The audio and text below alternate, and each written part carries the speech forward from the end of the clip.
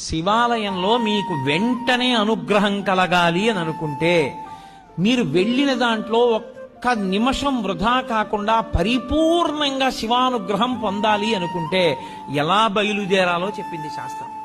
త్రిపుండ్రములను ధరించి బొట్టు పెట్టుకుని పంచ కట్టుకుని ఉత్తరీయాన్ని తీసి నడుముకి బిగించుకుని మీద ఉత్తరీయం వేసుకోకుండా శివాలయం బయటే చెప్పులు విడిచిపెట్టి కాళ్ళు కడుక్కుని కుడికాలు ముందు పెట్టి లోపలికి వెళ్ళి మొట్టమొదట రాజగోపురాన్ని చూసి తర్వాత శివాలయ గోపురాన్ని చూసి అప్పుడు మీరు శివాలయం దగ్గరికి వెళ్ళి నంది దగ్గర మాత్రమే మీరు ప్రదక్షిణాన్ని ప్రారంభం చేయవలసి ఉంటుంది.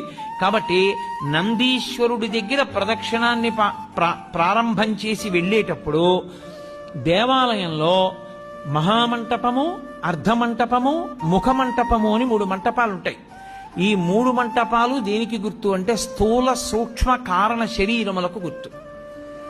ఈ 3 శరీరములను నేను అధిగమించేటటువంటి అదృష్టం నాకు కలగాలని కోరుకోవడం ముఖమంటపాన్ని మహామంటపాన్ని, అర్ధమంటపాన్ని, ముఖమంటపాన్ని దాటాలి. దాటేటప్పుడు శివాలయానికి ప్రదక్షిణం చేస్తే ఒక్క మారు చేస్తే చాలు, 3 మార్లు చేస్తే విశేషం.